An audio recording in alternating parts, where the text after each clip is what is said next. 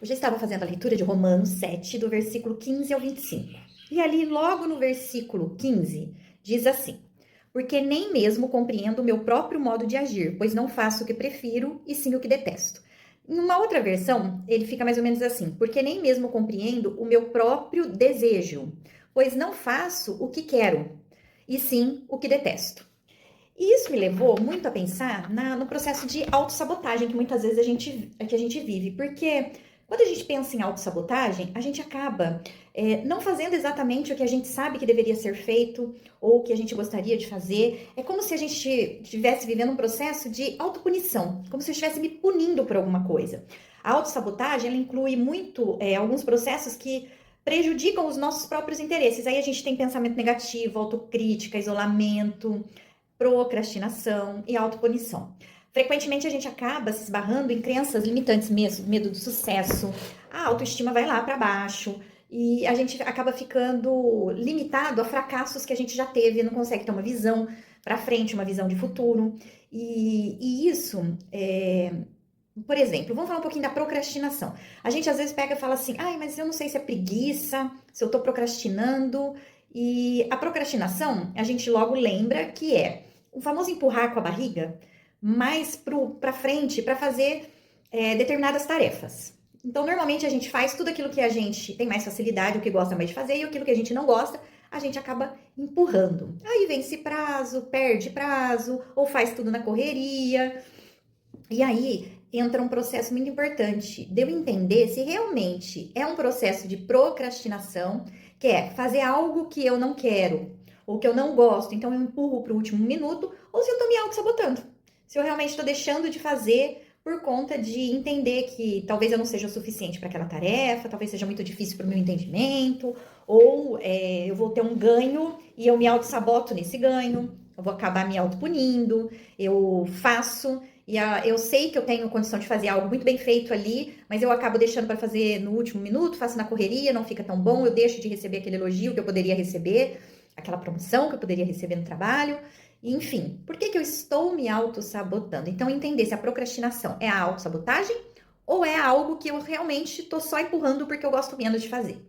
Uma dica para procrastinação. Normalmente acontece com tarefas mais difíceis ou muito grandes, muito extensas.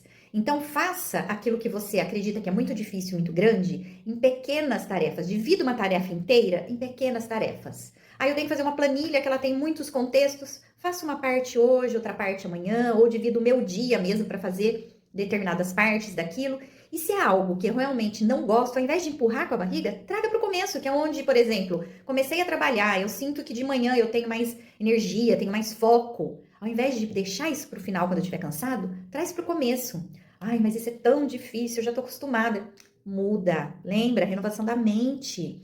Eu posso condicionar a minha mente a algo novo. Então, eu posso me colocar ali um despertador ou algum lembrete na agenda para eu fazer isso primeiro, né? Para eu entender como um compromisso e assim cumprir. Enfim, estratégia, gente. Cada um vai ter a sua estratégia diferente para lidar com a renovação da mente.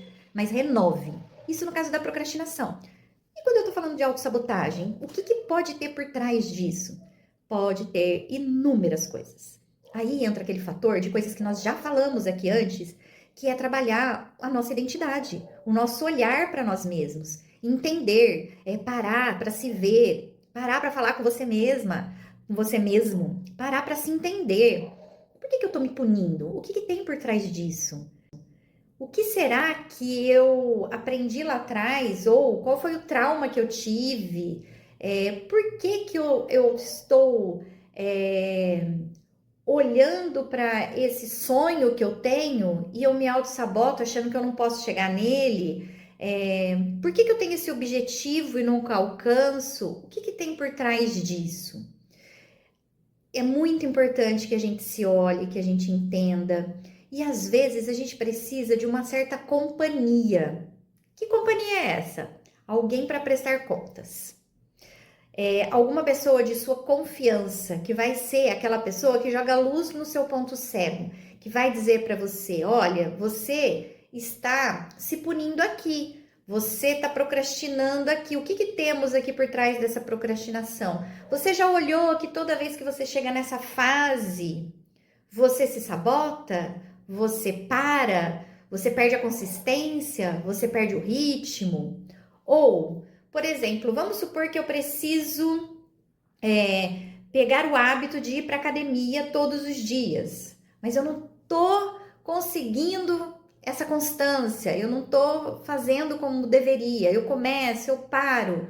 Alguém para prestar contas, alguém que você tenha confiança de falar assim: me cobre até isso virar realmente uma rotina na minha vida. Me pergunte se eu estou indo. Faça com que eu te responda sobre isso todos os dias, uma vez por semana, enfim. Todas as vezes que você pensar que você tem um compromisso com aquela pessoa, de responder para ela, vai alertar aquela coisa de eu tenho que ir.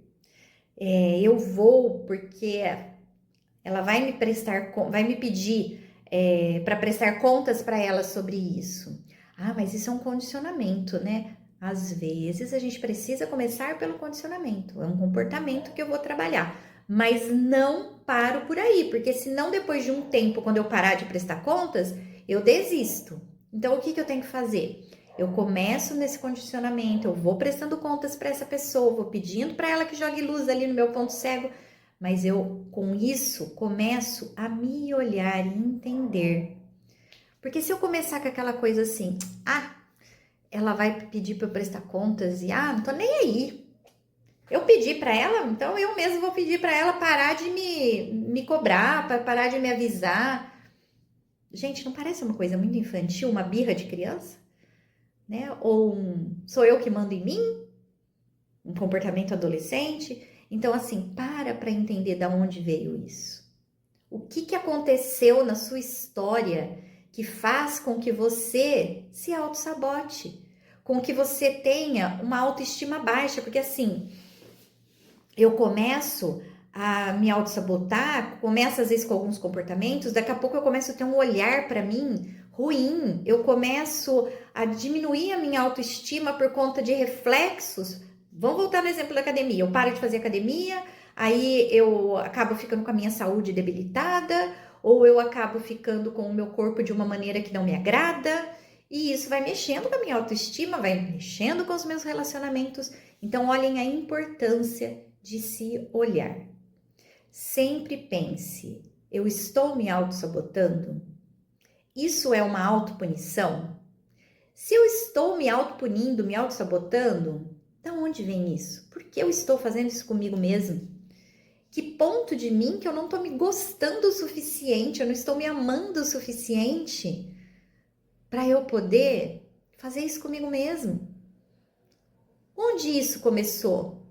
Desde quando eu faço isso comigo mesmo? Se faça perguntas. Se olhe. E se você não consegue fazer isso, você sozinho por conta própria, aí sim eu reforço, como todas as vezes, talvez seja um momento de buscar uma ajuda profissional. Às vezes eu não vou conseguir lidar com isso com um amigo, com alguém que sirva de ponto cego, alguém para prestar contas. Talvez seja o momento sim de buscar uma ajuda, uma terapia, seja ela com psicólogo, com psicanalista, mas alguém que de uma maneira profissional faça você se olhar, se encontrar, se entender, renovar a sua mente e assim renovar o seu modo de viver, para que você viva dentro da boa, perfeita e agradável vontade de Deus para a sua vida.